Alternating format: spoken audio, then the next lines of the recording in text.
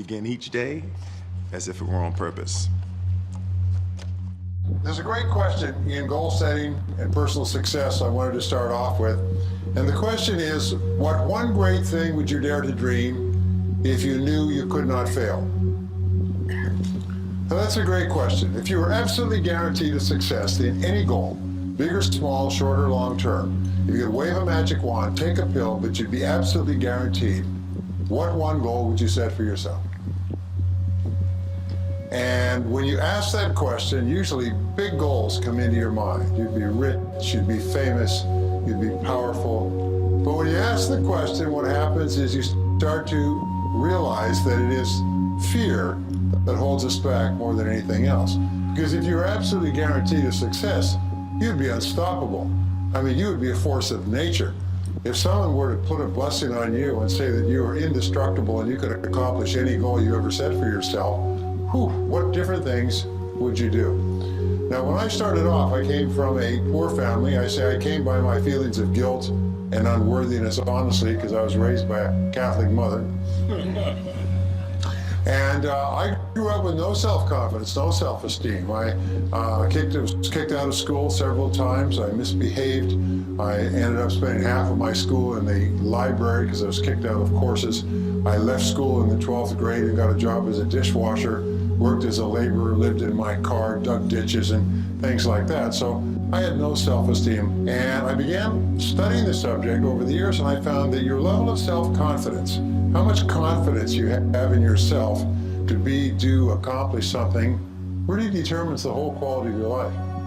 So what I found is that there's a direct relationship between how high your level of self-confidence is and your level of sales. One-to-one relationship between self-confidence and selling success.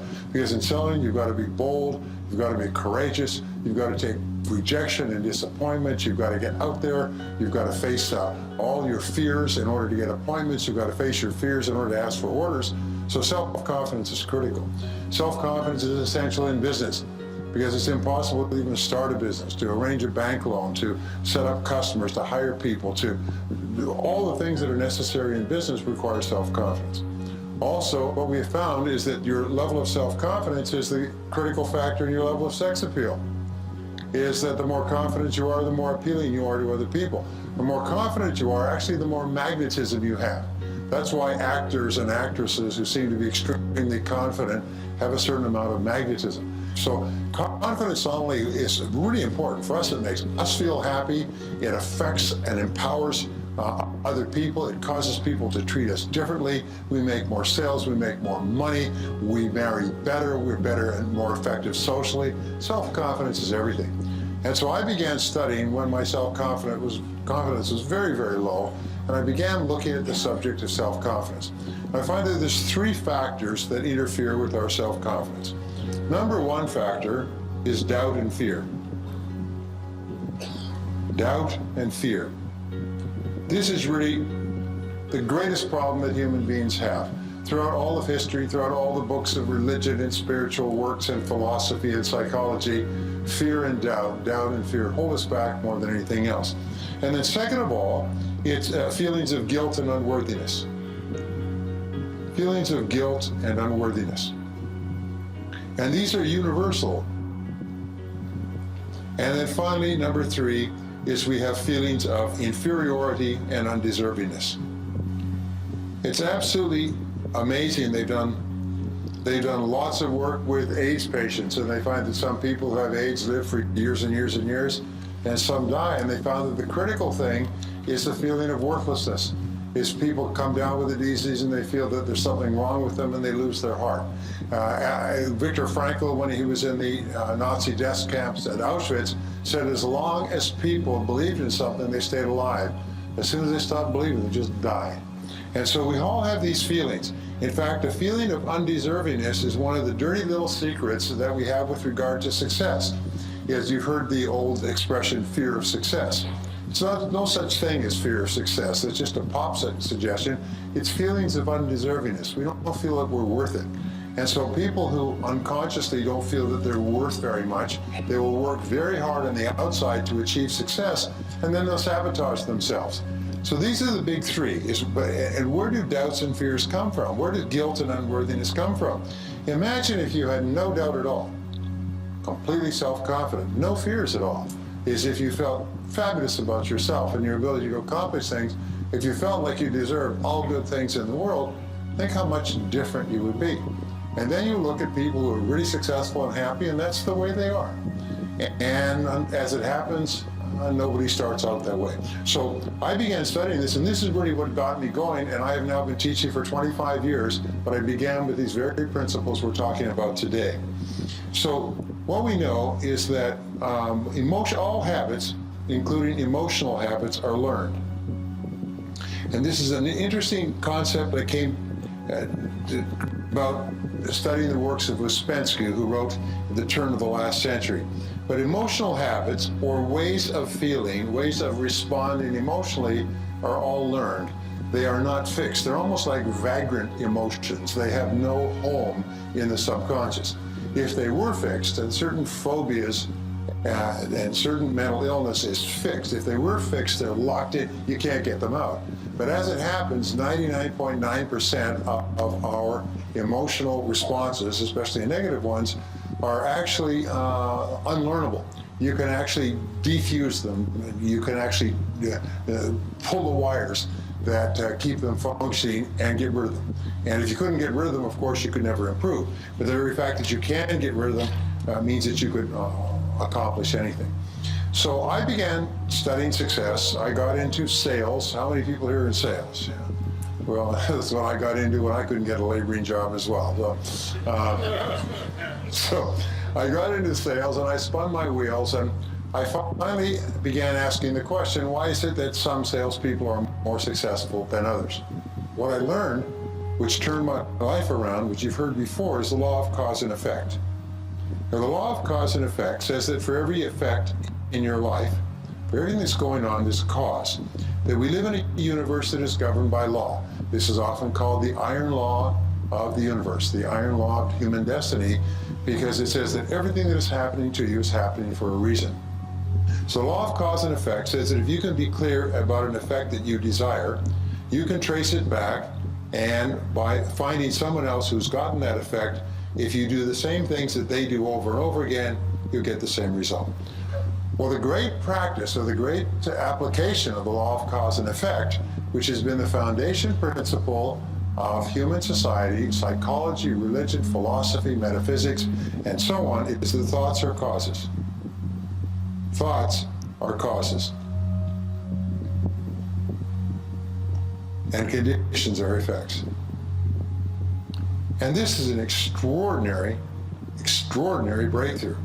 Because most people believe, falsely, that their situation in life is determined by factors outside of themselves. And I'll come back to this later because it's very important.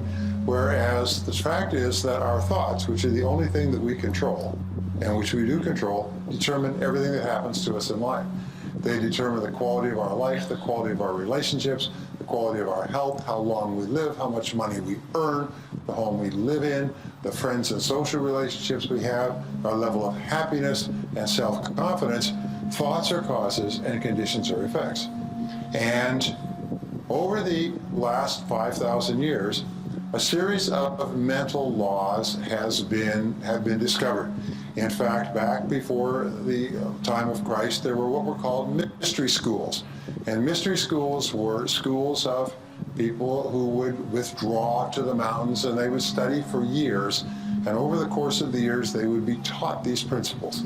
Today, the great findings of the mystery schools are available to us as simple as gumdrops and newspapers. But 99.9% of people have not discovered them. So I want to give you some of the discoveries in the mystery schools, which many people today are rediscovering and going, whoa, it's like a teenager discovering sex. I mean, wow. Never seen it before. So the second law discovered in the mystery schools was the law of belief. The law of belief has a great cultural heritage. It's the foundation of virtually all religions and all philosophies. And it basically says this, is whatever you believe with feeling becomes your reality. Whatever you believe with feeling becomes your reality. If you strongly believe it, your mind actually sorts out and creates almost a strainer effect, and you see the world through what is called a screen of beliefs. You do not see the world as it is, as the writer Aeneas Nin once said, you see the world as you are. And you actually deliberately ignore things that are inconsistent with your beliefs. And you only see things that are consistent with your beliefs. So therefore, the law of belief is very powerful. Now, here's the great tragedy, is some people have beliefs, and we don't need to go into geopolitics, but some people have beliefs that are, first of all, not based on reality. They are based on completely false information, which they're passionately attached to, and which are life-destroying as opposed to life-enhancing. I don't pass judgment on anybody's belief, but the way you can pass judgment on your own beliefs is, does it make you happy, and does it enhance the quality of your life and your relationships? I'll give you an example. When I had my first child many years ago, one of the child psychology books about raising children said, the role of the parent is to break the will of the child at an early age.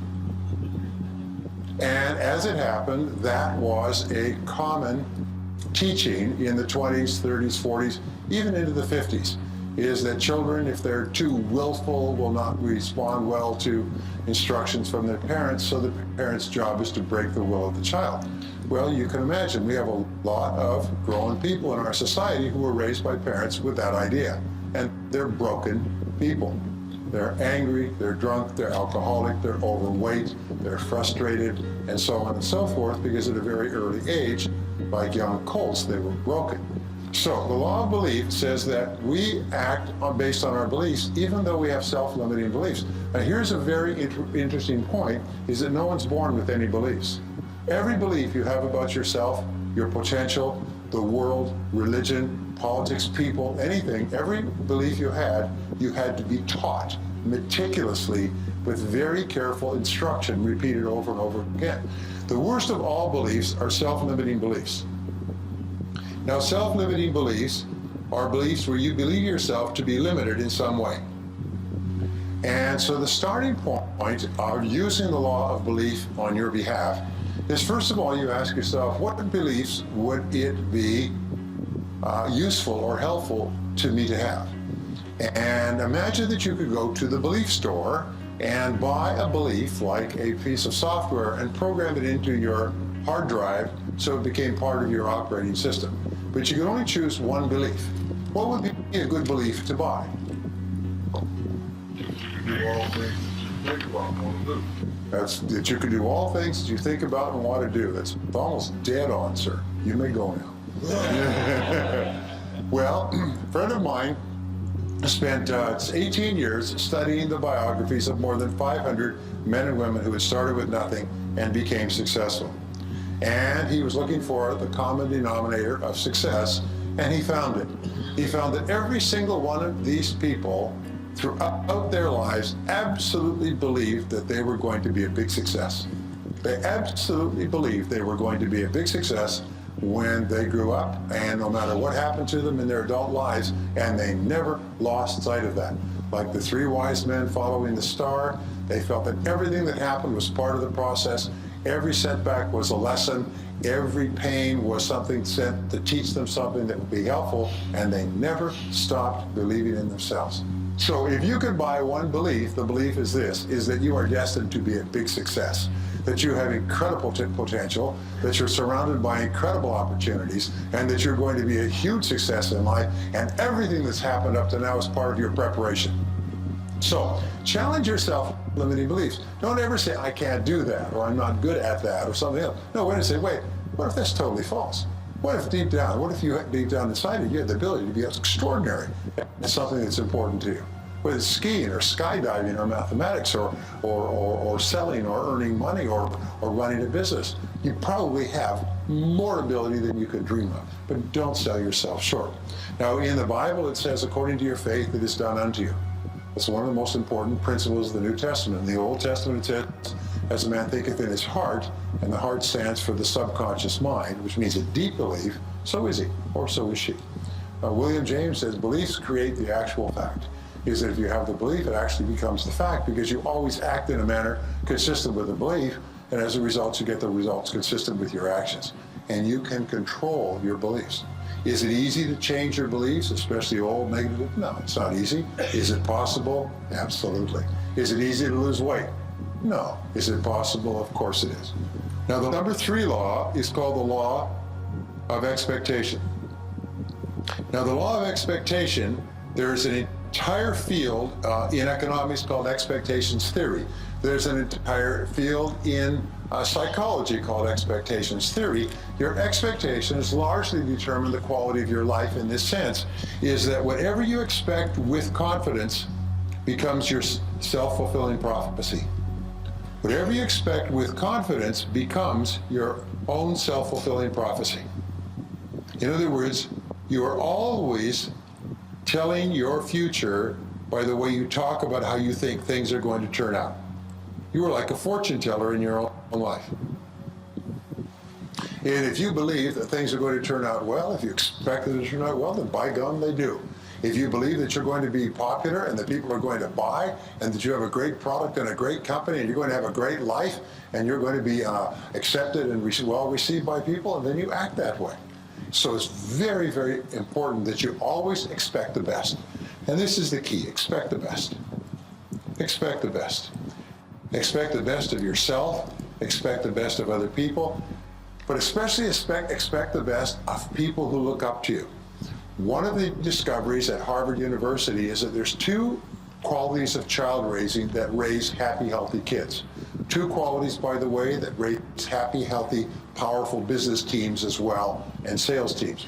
Number 1 is a democratic environment. A democratic environment is where everybody is welcome to express their opinions, and people discuss and debate and get feedback and so on and so forth, and they make their decisions based on consensus. So everybody feels valuable and important and respected. That's number 1. For kids, it's phenomenal.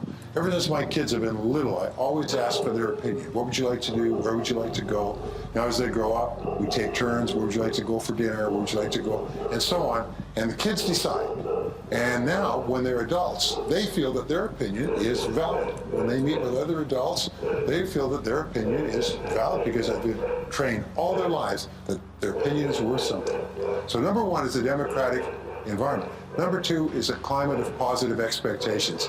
Is the parents expect their kids to do well. Just like I tell my kids, you're going to be a very successful person when you grow up. You're going to do extremely well. You're going to be very popular. You're going to get good grades. When you expect the best of your children, children rise to your expectations. They may argue with you, they may reject, they may discount your positive statements because you're a parent, but it affects them at an unconscious level. I remember reading a wonderful line from a journalist. He said, "My father was not very talkative," he said. He was a good man, but he didn't talk very much. But I do remember him saying one thing which affected my whole life. He said, "Son, I expect you to do something worthwhile with your life when you grow up." He said, I still remember that because whenever it came up, he'd say, "Son, whatever you do, I expect you to do something worthwhile with your life when you grow up." He said, that rang in my mind all my life. He said, I've striven all my life to do something worthwhile with my life, just because of the positive expectations. So it's really important. Telling people that you expect the best of them. If you're married, telling your spouse that you believe in them and that you expect the best and you believe they'll be successful, and if they're not successful, then they'll learn something, they'll be successful next time. Repeating that over and over again is the greatest blessing that a person can have. Okay, so expect the best. Expect the best of other people, expect the best of yourself too. Okay, now the fourth law is the law of attraction. Now the law of attraction is getting, a lot of traction today, a lot of buzz. The law of attraction has been around. It was discovered, first written about 3,000 years before Christ. The law of attraction is a very interesting law that combines with the other laws, but it says that each person is a living magnet. Now, along with the law of attraction, there's a couple of other laws. One is called the law of vibration. And the law of vibration, as you know, everything in the physical universe is in vibration, even thoughts. Now, what causes a thought to vibrate is the emotional component of the thought.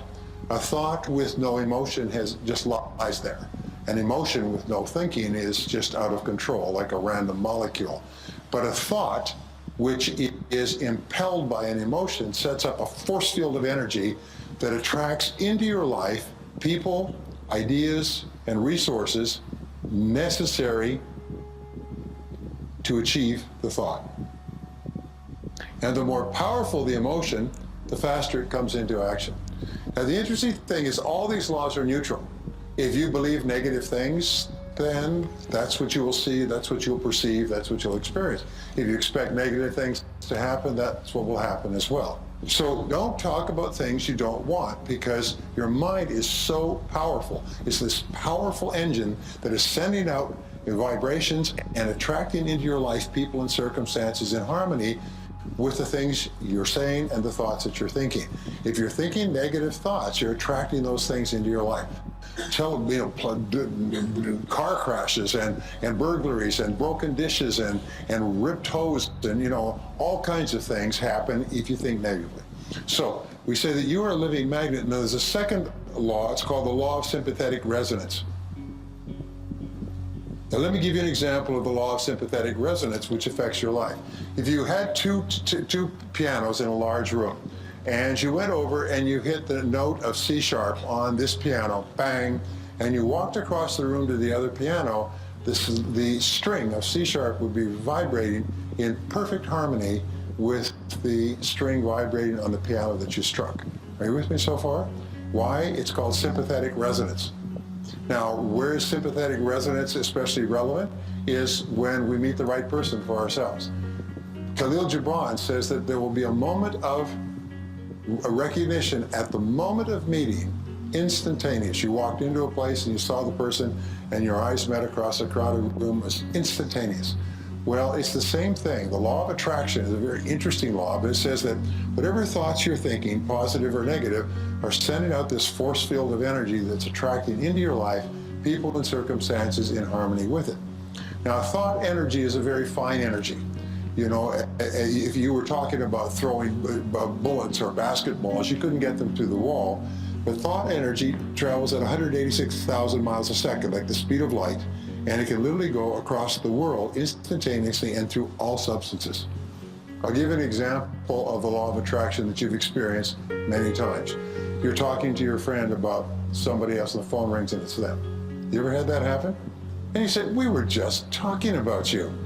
And the other person says, "Well, I just had this impulse to phone you." This happens throughout your life. If it happened once or twice, you could say, "Well, that's an interesting coincidence." But if it happens repeatedly throughout your life, then you know that there's a law at work. So how do you use the law of sympathetic resonance, the law of attraction? It's very simple. You keep your mind on what you want. And you think about what you want in very positive terms. You think about things that make you happy. You think about people that you love, and you think about success experiences. Interesting difference between winners and losers. Can you guess? Prior to every sales call or experience, both of them visualize and recall a memory. But winners recall their previous success experience and how happy they were about that. And non-winners recall their previous unhappy experience and how bad they felt and how depressed they felt and how unsuccessful and so on. So winners think of their past success experience and they set up a force field of energy that largely creates that experience. Sometimes when you walk into a room, if you are really up, people will turn their head. I mean, the vibrations will hit them, they'll turn their head, they'll notice that you've come into the room. So this is very much determined by the thoughts that you're thinking. We'll talk about this as we go along. So the law of attraction says you're constantly attracting into your life people, circumstances, ideas, resources in harmony with your dominant thoughts, but it is a neutral law. Nature is neutral in this sense. If you think negative thoughts and worried thoughts and anxious thoughts and angry thoughts, that's what you attract into your life. And so it's really important that you be aware of that. Okay, the next law is called the law, I've written these down here. There's actually 32, well, this is one of my favorite. It's called the law of correspondence. I love this one. It's kind of a summary law in many ways. And it has an equation, and the equation is this. This is my favorite equation. Remember this for the rest of your life. The law of correspondence, which is talked about in the New Testament, the Old Testament, and many of the old books, simply says, as within, so without. As within, so without. What it says is that your entire world around you is a mirror that reflects back to you your dominant thoughts. We say wherever you look, there you are. It's almost like you live in a 360-degree mirror. And wherever you look, you see yourself reflected back. Now, the 3 or 4 places where this is most common is, first of all, your relationships. Now, remember, human beings are extraordinarily sensitive, so that if you have negative thoughts going on about anything, you affect the relationships close to you instantaneously. They'll pick it up across a crowded room. Women, by the way, are far better at this than men. Men are kind of like blocks of cheese, but women are like high-tech computers. If you ever had an experience, every man's had an experience, they phone home and say, hi. She says, what's wrong? That's all you've said is hi or hello. She said, what's wrong? Is it your boss again? How did you know? A woman can pick it up with a single word.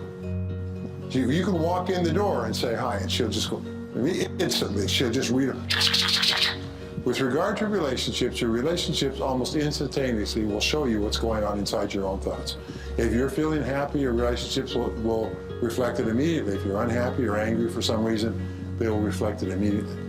A second area, by the way, has to do with income. Is your outer world of income will be determined by your inner world of attitude toward money, earning, productivity, performance, and everything else. With regard to your health, your inner world of attitude toward health, food, diet, fitness, everything else determines your external world of health. And so, and also to success. If you believe that you're going to be a big success, and you believe it on the inside, then you'll see it, it'll be reflected back to you in your outer world. Remember, most people look at a mirror, if they don't like what's in the mirror, they bang and pound the mirror. But intelligent people realize that whatever they see in their outer world is coming from themselves. So they always ask this great question, is what is it in me? What is it in me that is causing what's going on in my environment? Now this is the question of the superior person. The average person always tries to blame something in their external environment or someone, past, present, future. The next law is called the law of subconscious activity. Now the law of subconscious activity, and there's all kinds of stuff that is written for popular reading. The law of subconscious activity basically says that your subconscious mind functions automatically. It is like clay. It takes the imprint of your conscious thoughts, and then it makes all your words and actions consistent with your previous programming. It makes your words and actions consistent with what you've put in the past.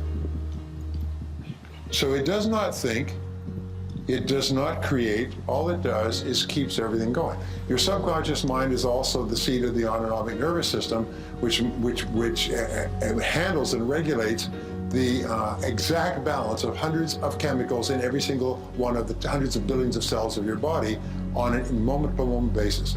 They say the subconscious mind makes 500 million commands a second. I mean, that's how fast it does. It basically keeps a chemical balance of every single cell in your body at a perfect level. People who say, you know, human beings just emerged out of the primordial muck as a result of a couple of chemical mixes and a couple of lightning strikes really need a checkup from the neck up. Because when you look at the incredible complexity of the human system, it's literally beyond belief. We are so complicated, and if one little thing was out, if one little feature was out in our eyes none of us could see, either long distance or short distance, one little feature was out in our blood, hearts, veins, anything else, we would not survive. And you take hundreds of thousands and millions of these little things that are so perfectly calibrated. Lots of research has been on this. It's a phenomenal thing. But anyway, is keep asking, your subconscious activity is subject to programming. It's sort of like if you program your computer, what do we say? GIGO stands for what? Garbage in, garbage out, but it also means good in, good out. So if you reprogram the commands going to your subconscious computer, you get new programming. That's why most programs, when they come off the production line, have what? bugs and defects. And so what they do, the professionals go through, the engineers go through and they debug it. One of the things we need to do to fulfill our potential to have high self-confidence is to debug. And we need to go back through and take out all those little ideas and misconceptions and feelings and concepts and beliefs which are not consistent with being happy and joyous. They say the fruits of the Spirit are joy and self-control. And so if you're not feeling completely in control of your world and experiencing joy, it means there's something wrong with the computer. So what we do is we say, oh, must have gotten a bug in there, and we don't get upset about it. We say, where's that bug? And we just go to work. Sometimes just challenging one thought can transform your life. I'll give you a quick story. Once upon a time, there was a young guy, grew up in a family. His father was a Fortune 500 executive, extremely wealthy. This kid grew up, he had everything, he had servants, he had money, he had everything else. He grew up spoiled beyond belief. And his father was busy working and so on, but for one reason or another, he grew up and he was very spoiled. He was pushy, he was arrogant, he was rude toward the servants and toward other people. And the father realized he had raised a really spoiled, wastrel type kid because he never had to work for anything in his life. Well, the young man went off to college, completed college, reasonable grades, and then he came back and he said, okay, Dad, get me a job. Nice kid. So the father said, all right, I will get you a job. The father realized he made a mistake with his son, and he wasn't quite sure how to help him. But he got him a job with another Fortune 500 company, and the young man went to work, and after 18 months, boss called him in and said, you're fired. We don't want you around here anymore. Your work is low level. You're not very competent. You're fired. Get out. Well, the young man was shattered. It's his first job. His friends have got jobs, friends working in large companies. He comes home, he's been fired. His father said, well, you know, I'll see if I can get you another job. So a couple of months goes by, his father gets him another job. He goes and he works for 18 months at this job. This time he works really hard because he's determined not to be fired. After 18 months, boss calls him in and says, you're fired. Get out of here. Get out, out. We don't want you around here. You're worthless, you're no good.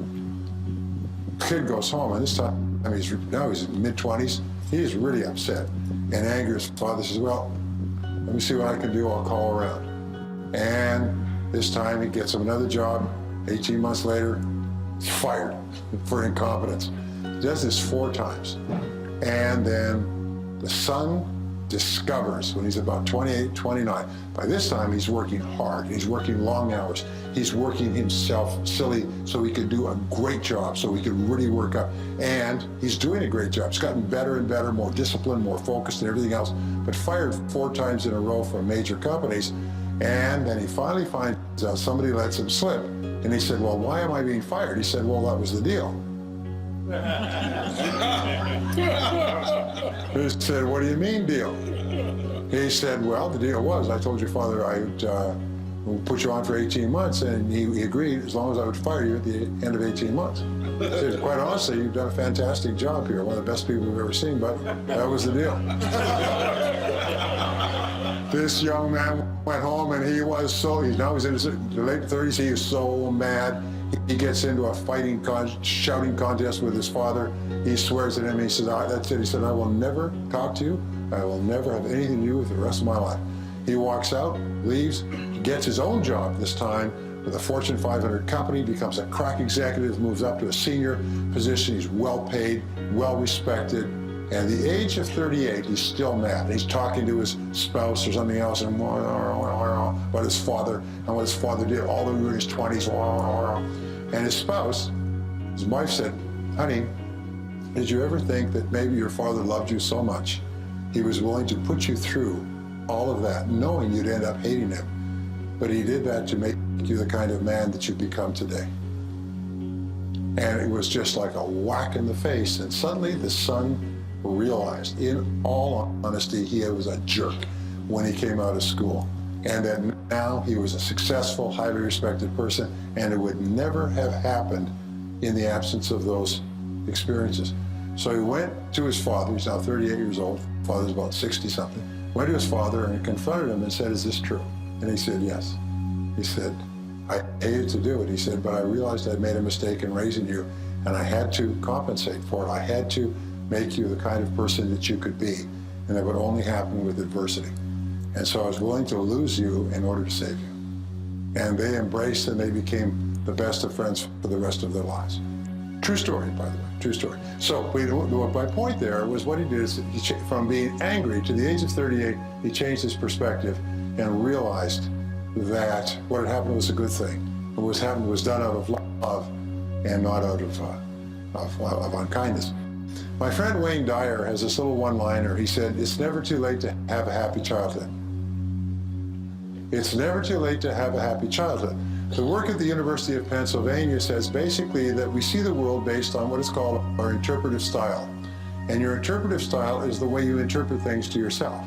So if you change the way you interpret things to yourself, your attitude toward everything changes. So here's the seventh law, and the seventh law is the law of habit. And the law of habit says that whatever you do repeatedly over and over again becomes a new habit. So you can develop any emotional habit. You can develop an emotional habit of confidence, of optimism, of happiness, of joy, of positive expectancy. You can develop a mental habit by simply repeating certain things over and over again until you do it. I'm going to show you how to do that.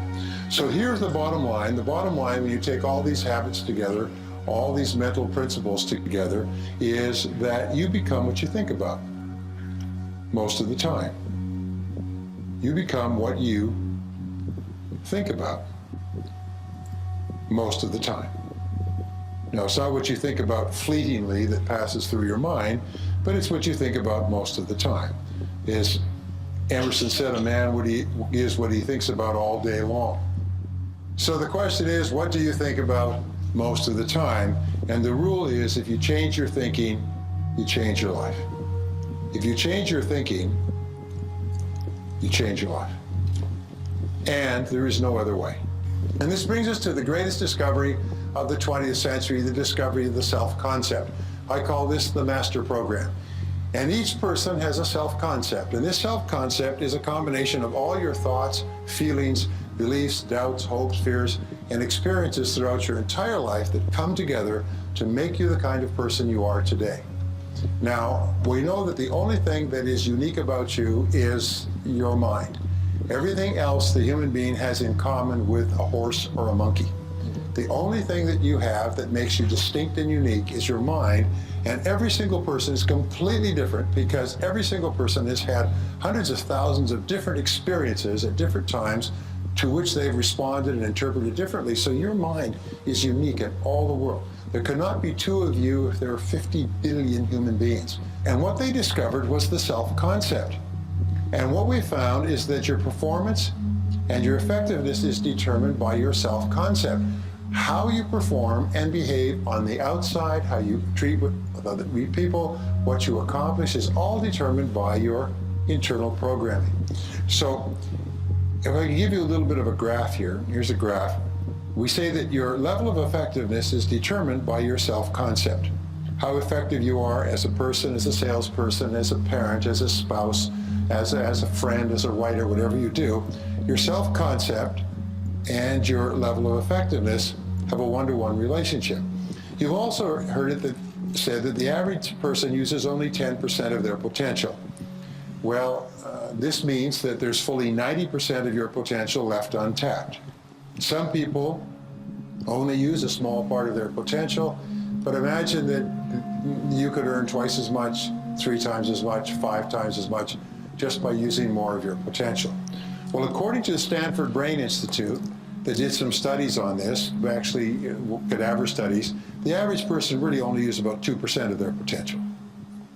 They're saving up the rest for some good purpose that we don't know yet. But the average person functions on 2%. 2% gets you the entire quality of your life that you have today. That means, by the way, average is 2%, some are less than that. Some use less than that. And what we do is we use it to get up in the morning, brush our teeth, go to work, go home, watch television, but we don't use it for very much. Let's just pretend and say we use 10% of our potential. That means that your self-concept is limited to only 10% as well. We also know that each person has a series of mini self-concepts. Now, you have a self-concept for every part of your life or work that you consider to be important. For example, you have a self-concept for every sport that you play. You have a self-concept for how well you sell. You have a self-concept for how you dress and for how much you weigh. You have a self-concept for your creative ability and your memory, your ability to tell stories, your sense of humor. You have a self-concept for your appearance. You have a self-concept for any kind of musical instrument or anything else you do. You have a self-concept for how much money you earn. What they have found is that every person has a self-concept which is like a thermostat. And this self-concept with regard to money, you never go more than 10% above or below your self-concept level of income. If you earn 10% or more above your self-concept level of income, you immediately go into what I call throwaway behaviors. You do everything possible to get rid of the money. You give it away, you spend it, you go out for dinner, you buy champagne, you order drinks for everybody at the bar. That's why if ever you win a prize or something, the very first thing you think of, let's go on a vacation, buy a motorhome, get some jewelry. And 68% of people who win the lottery are broke again within 3 years. They have more money than they've ever had in their life, but it takes them so far out of their self-concept that they go just like a rocket that goes off course and starts to spin, and they go crazy. So if you earn 10% or more below your self-concept level of income, you engage in what are called scrambling behaviors, and you scramble to get your income back up. But once you're into that 10% range, well, plus or minus, you relax. And this becomes your comfort zone. This becomes your comfort zone. And the great enemy of human success is the comfort zone. In this comfort zone, you're comfortable. Now, you may not be happy with the amount that you're earning, but you just become comfortable with that amount. The only way that you can increase your income is to change your self-concept in relationship to income. And what we know is that your overall self-concept is determined by your self-concept in all the areas of your life that you consider important. We also know this, is that your self-concept is made up of 3 parts. Again, this is basic behavioral psychology. Number 1, it's made up of your self-ideal. Now, your self-ideal, like 3 wedges of a pie, consists of your values, it consists of your ideals, it consists of your goals, it consists of your hopes, it consists of your dreams, it consists of all those things that are inside you. And what we know is that there's a direct relationship between how clear you are about your goals and ideals and your self-ideal. What do we know about top people? Top people are clear about what they believe in, and they don't compromise their values. What do we know about little people, weak people? Is they're very confused about their values, and they compromise them for the slightest advantage. So my point is that people with a very clear self-ideal are much stronger and more powerful people than people who are unclear about their ideals.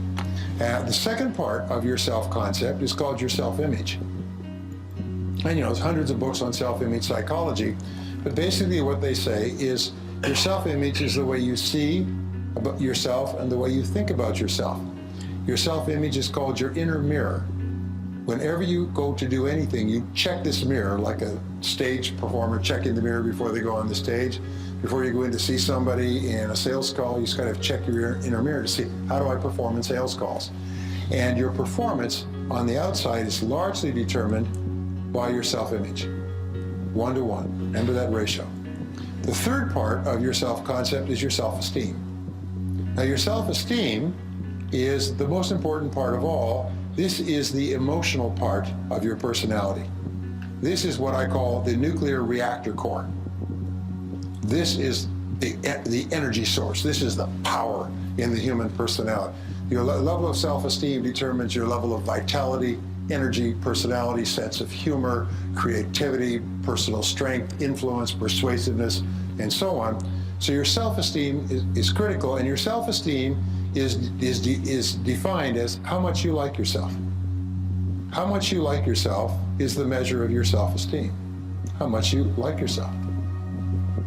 Here's an interesting point, is whenever your self-esteem, your self-image, your personal performance is consistent with your self-ideal, the person that you would most like to be, your self-esteem goes up. Whenever you do anything that is consistent with the best person you could be, you feel happy, you feel proud, you have greater self-respect, you have more energy. Whenever you do something that's not like you blow up, you get mad, you swear, you do something that, that's not consistent with the best person you could be, your self-esteem takes a hit. But when you start to act in a way consistent with the best that you know, your self-esteem goes up. Well, here's the most important part, going down here, is we say that the most powerful words you'll ever learn are the words, I like myself. I like myself. I like myself. Whenever you say the words, I like myself, your overall self-concept goes up. Your self-image improves and your self-ideal clarifies. And as your self-image, as your self-concept goes up, your performance and your behavior at every part of your life goes up as well. They say the flip side of self-esteem, like a coin, is called self-efficacy in psychology. And self-efficacy is how competent you are. So whenever you do something well, your self-esteem goes up and you like yourself more. And the more you like yourself, the better you do. And the better you do, the more you like yourself. And the more you like yourself, the better you do. And you get onto an upward spiral. So what we found is the most powerful words that you can use prior to any event of importance are the words, I like myself. Say it. Say, I like myself. Now say it like you mean. Say, I like myself. Now you notice the first time you say it, and I went through this many, many years ago, first time you say it, you may feel a little uncomfortable. Some of you didn't say it with too much enthusiasm. You know, you said it because everybody else was saying it, but you felt a little bit guilty, like undeserving. Like that's, you know, like a little bit, it's not quite right. Well, that's perfectly normal. It's perfectly normal. What it means is somebody's programmed some kind of defect into your computer, a piece of negative information that's inconsistent with liking yourself. And what happens, it's called cognitive dissonance in psychology. The new message hits the old garbage and goes bang, like a bang, and it creates a stress. And the stress is felt like a feeling of discomfort.